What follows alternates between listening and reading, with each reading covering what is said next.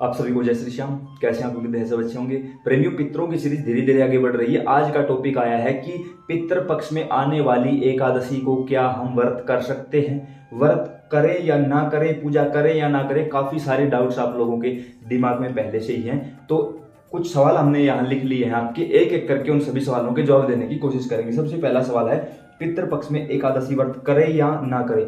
बिल्कुल होगा भाई, पितृपक्ष में एकादशी व्रत होगा। होगा तो कैसे होगा? पितृपक्ष में जो एकादशी आती है उसका नाम है इंदिरा एकादशी। प्राचीन काल में महिष्मती नामक नगर में इंद्रसेन नामक एक राज्य करता था, बड़ा ही धर्मपरायण राजा था।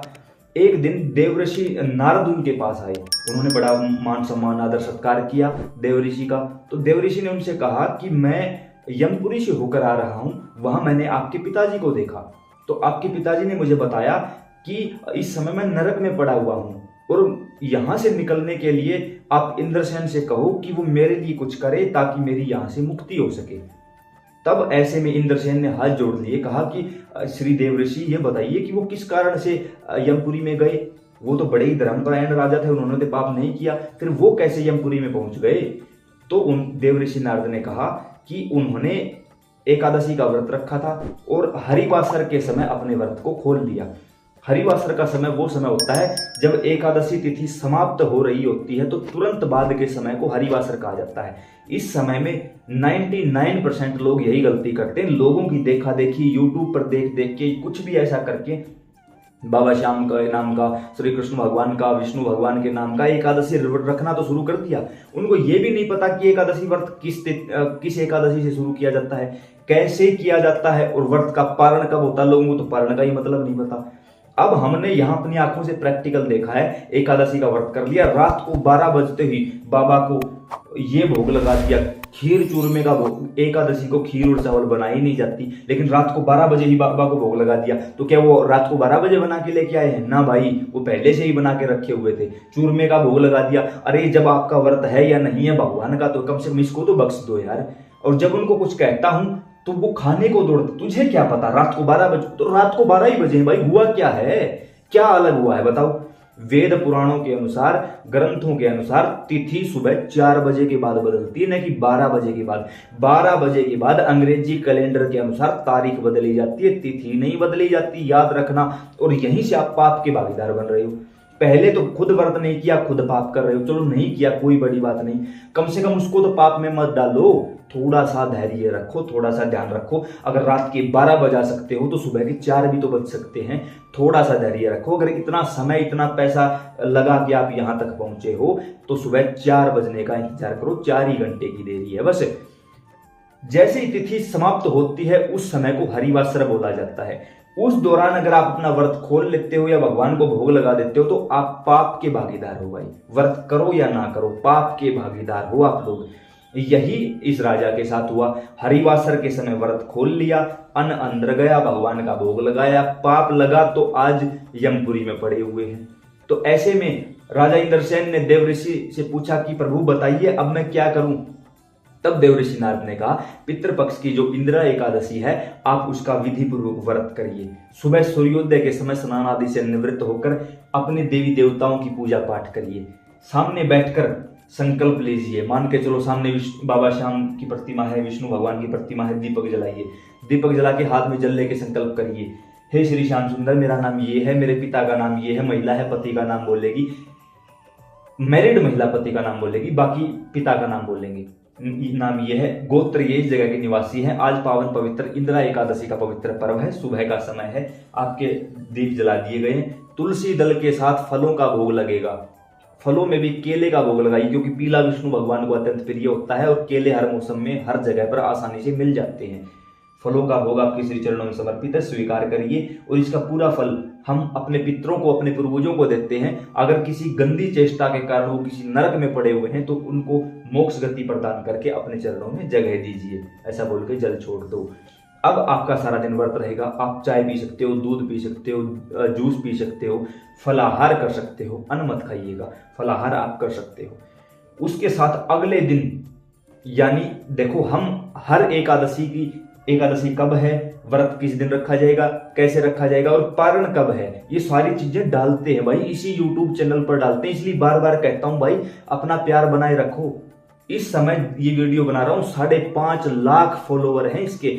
दुनिया की नजर में ये सब्सक्राइबर होंगे, मेरी नजर में नहीं है। मेरी नजर में 5.5 लाख श्याम प्रेमियों का परिवार है ये। और ये मेरे ठाकुर जी ने मुझे इतना बड़ा, किसी के घर में 5 सदस्य इकट्ठे नहीं रहते, हमारे पास 5.5 लाख श्याम प्रेमी इकट्ठे हैं। छोटी बात है कोई भाई? मैं तो बिल्कुल भी छोटी नहीं मानता। क्या था मुझ में? जब तक बिके न थे कोई जानता ना था, सरकार आपने खरीद कर अनमोल कर दिया भाई। बन जाओ इस परिवार के सदस्य, है कोई शर्म नहीं है। यहां पर वीडियो पहले से ही डाल दी जाती है कि उस दिन व्रत है और इस समय पारण करना है। तो पारण का समय दिया गया है, हर बार पारण का समय अलग होता है, उसी समय में पारण किया करो, उससे आगे पीछे नहीं। व्रत का पारण करो, भगवान को भोग लगाओ, मूंग चावलों की खिचड़ी का, खीर का, हलवे का, पूरी, कुछ भी भोग लगाओ, लेकिन इसमें प्याज लहसुन नहीं होना चाहिए। आप खा सकते हो, कोई बड़ी बात नहीं है, भगवान के भोग में मत लगाना भाई प्याज लहसुन का प्रयोग आप। उसके बाद जिन लोगों की श्राद्ध तिथि एकादशी को है, वो श्राद्ध एकादशी को नहीं निकालेंगे, क्योंकि एकादशी और चतुर्दशी यानी अमावस्या से एक दिन पहले की जो तिथि है उस दिनों में श्राद्ध नहीं निकाला जाता। क्यों?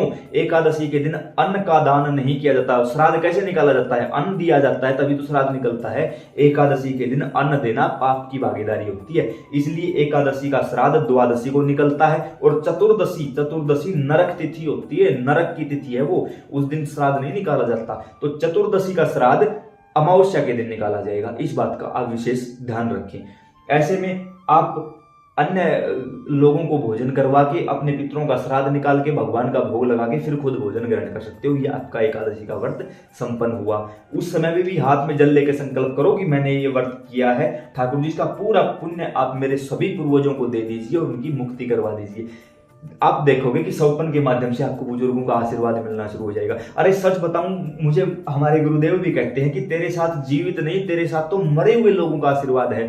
उसका कारण यही है, पितरों की वीडियो बनाई आप लोगों ने, देखी आप लोगों ने, वैसा ही किया, वैसा ही करते ही आपके पितर आपके घर आए, पितृ शांत हुए, पितृ मुक्त हुए, पितृ जो प्रेत बने हुए थे वो पितृ बन गए। उन लोगों का आप मुझे दो ना दो, कलम आपके और मेरे हाथ में नहीं है भाई, उसके हाथ में है। 16% हिस्सा अपने आप मेरे खाते में लिख दिया गया। कितने ऐसे लोग हैं जो मुझसे मिले, उन्होंने कहा मेरे पितरों ने या तो सवारी लेकर या शरीर पर आकर या सौपन के माध्यम से आपका नाम लेके कहा है कि एक बार उस बच्चे के पास जा, मिल उससे और हमारा धन्यवाद दे। कितने लोग मुझे मिले हैं, काउंटिंग नहीं है मेरे पास, इतने लोग मिले। बताओ भाई, उनको मेरा नाम कैसे पता, वो कैसे पहुंचे मेरे तक? इसका कारण है भगवान ने आपके और मेरे जुड़ने का यही संकेत दिया है कि आपके पितरों की मुक्ति हुई है। कैसे हुई है, क्या किया? सिर्फ घर बैठे वीडियो बनाई और कुछ भी नहीं किया। तो जब मेरे जैसे नालायक पर ये इतनी कृपा कर सकते हैं, अरे आप तो पहले से ही पुण्यात्मा हो। होगा क्या? इस वीडियो को, पितरों की वीडियो को घर घर तक पहुंचाओ। मैं चाहता हूं ये जगह जगह भटकना बंद हो जाए, सभी सिर्फ अपने पितरों को मान ले, काम चल पड़ेगा अपने आप।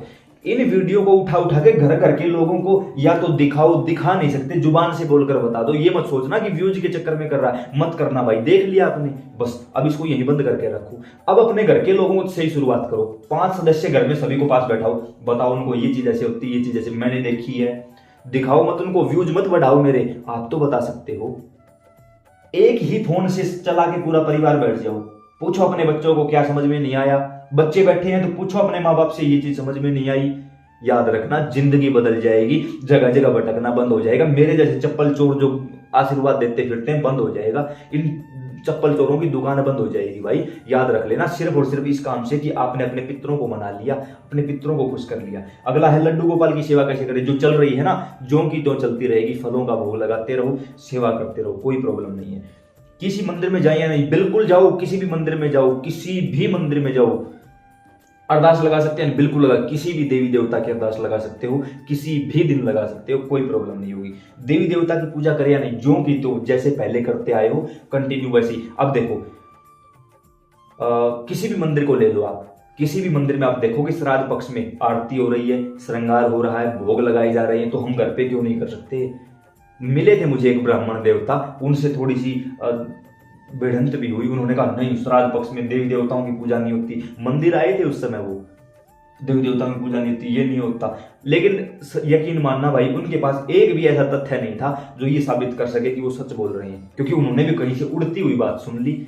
सिंपल सी बात, अगर कोई कहे ना कि देवी देवताओं की पूजा नहीं होती, उससे एक ही बात पूछो कि क्या खाटू धाम बंद है, सालासर धाम बंद है, मेहंदीपुर बंद है, बागेश्वर बंद है, क्या कोई और जो बड़े बड़े तीर्थ हैं वो बंद हुए?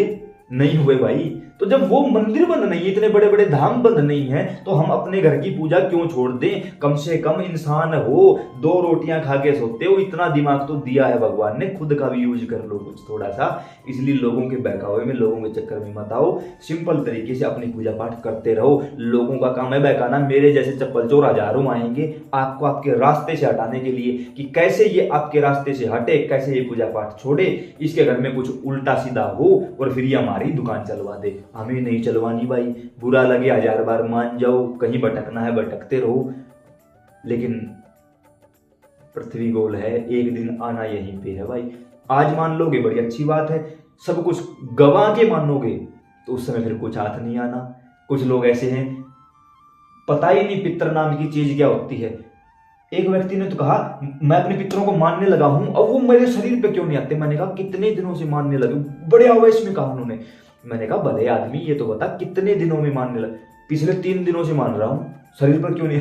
अरे मूर्ख आदमी, तेरी हजारों पीढ़ियों को ये नहीं पता पितर नाम की चीज क्या होती? 3 दिन से तूने मानना है, किया क्या है पितर के लिए? किया तो कुछ नहीं। कैसे माना है? बस मैंने मन में मान लिया कि मैं पितरों की पूजा करूंगा और वो मुझे शरीर पर आए। कैसी दकियानुसी बातें कर रहे हो यार? वो छोटी शक्ति है क्या? पितर घर के राजा हैं, उनकी मर्जी के बगैर कोई देवी देवता घर में प्रवेश नहीं करता कभी भी। कैसी दकियानुसी बातें कर रहे हो?